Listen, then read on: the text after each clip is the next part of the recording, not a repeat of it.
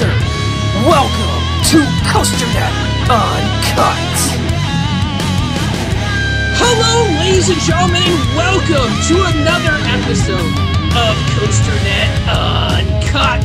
I'm, of course, Andrew Barczyk from Chicago, Illinois, joined by my illustrious friend once again, Danny Miller. Danny, how's it going tonight? Oh, I am fantastic, Andy. You know, we've been talking. You're on your spring break right now. You're home for the week. I just got home from work. You know, it's not dark at 5 o'clock now. It's nice. The sun is staying out longer and longer. The roller coaster season is upon us. I've already been to a couple parks this year. Got a few more on my radar the next few weeks here.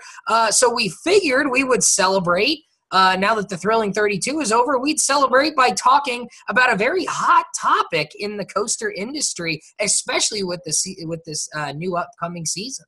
Well, you know, there's been a lot of talk lately of what is and is not a roller coaster. And some parks have now gone as far as to saying that forks are roller coasters. Now, Danny, me and you have very strong opinions on whether or not forks are roller coasters. Yes.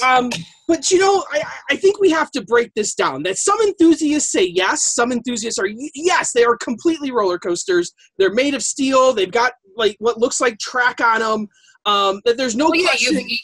I mean, no matter which way you hold it here, you would have some uphill coasting, you know, maybe along here, or if you flip it this way, I mean, you've got uphill. There's an uphill portion of a roller coaster. Well, and who knows? This could be a fork invert right there. We're not quite sure, you know, what the parks are actually. Well, and you know what? If you hold it like this kind of looks like the Raptor cars with the 4 across. You know, you could maybe do something like that. You know, you could swing it side to side. I mean, come on, you of all people should know this. Well, you know, when you look at it, if you look at the simplest definition of what is a roller coaster, does it have track? And I think it's yes.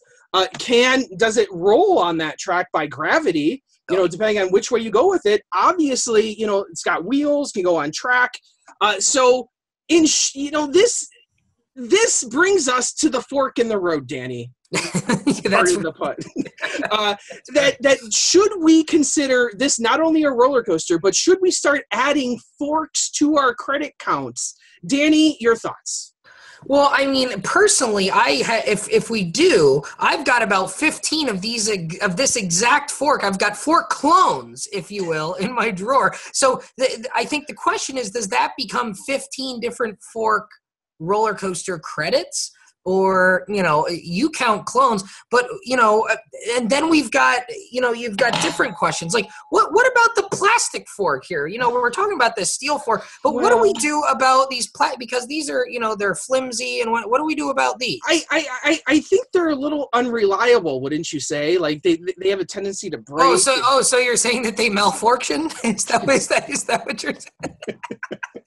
Well, that is possible, I guess, to have a malfunction, you know, as you ride. But I think you have, it's just like that. That's not very good. You don't want to it comes back to place, but I don't know. You don't want to be riding that, and that just seems unsafe. I mean, this isn't the old Rattler down at Six Flags Fiesta, Texas in wood form where it would bend, you know, 15 feet in each direction. But when we get down to the actual steel fork, you know, this is the epitome of forks right here. That you're not going to get a malfunction here. This is got a very ornamental fork. Mine's look at that. You know, I mean, yours is very nicely decorated. This one's got some nice, you know, circular theming on it. You know, that's what that is. That's good theme. You know, whether it has animatronics, you know, along the fork track. Yeah, mine's just in like the middle of a parking lot with really nothing else going on. Yes, or I guess a drawer. Yeah, that's one that you would find at maybe a smaller park. You know, the bare bones fork. This fork, this is the Cedar Point of forks right there with the nice, you know. Yeah, that's awfully fancy there. So I think when we come down to this and we break it down, does the fork count as a credit? Now, Danny, I you know, I count a lot of things as credits. I count Larson loops as credits. I don't count bobsleds as credits, though. But I gotta say no to this. I gotta say no to the fork. Now, hold on. Why no? I mean, think about it. We talked about all the different, you've got the steel fork, the plastic one, I don't know. But you had a wooden fork over there, didn't you, as well? I mean, you've got two different styles. Well, yeah. So you've got the wooden fork as well. That one's a little rougher. You can see not a whole lot going on there. Well, wait a minute. But we have a solution to this problem here, Andy. Well, hold on. No. Can we both agree though that wooden forks are useless? That they're garbage. Wooden forks? Well, are we calling wooden forks? Are we calling them roller coasters? Because if we're going to call them roller coasters, I can't quite say. But maybe you do. But Andy, there's a solution to this. Because as a lot of our good friends are this year, they're making use of useless wooden structures and are repurposing them. Because you know what? You might have a wood structure, but you know what? We have the hybrid fork with the wood handle and the steel tip, the hybrid fork. And for those of you who need, prescription glasses, you've got the safety strap to keep them nice and secure here, throughout the entire ride. You can put your finger, you've got the safety strap throughout the entire ride. I'm not going to lose this hybrid fork.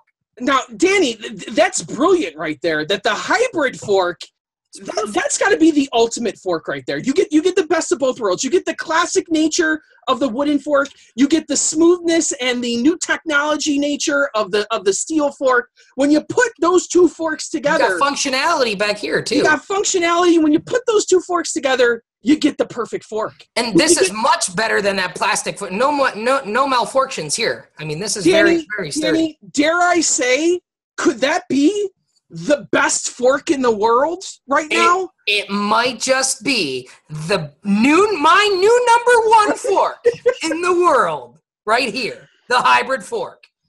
Well, ladies and gentlemen, I think this might be the first time ever we've come to a definite conclusion and consensus here on COASTER-net Uncut. That is indeed the number one fork in the world, that the hybrid fork is the superior fork. And Danny, I think at this point we got to wrap it up here because we finally settled the debate here on COASTER-net Uncut. I think we have, and it was a good debate. We tried to streamline this here because we don't want to lose anybody. But I think we did a good job of stating the facts and then kind of giving our own personal analysis. Between all these different guys here. But I mean, we had a lot of different topics here. I think I think we did a good forking job of doing an analysis here. Well, Danny, as always, thank you for joining us here on COASTER-net Uncut. I'm, of course, Andrew Barczyk from Chicago, Illinois.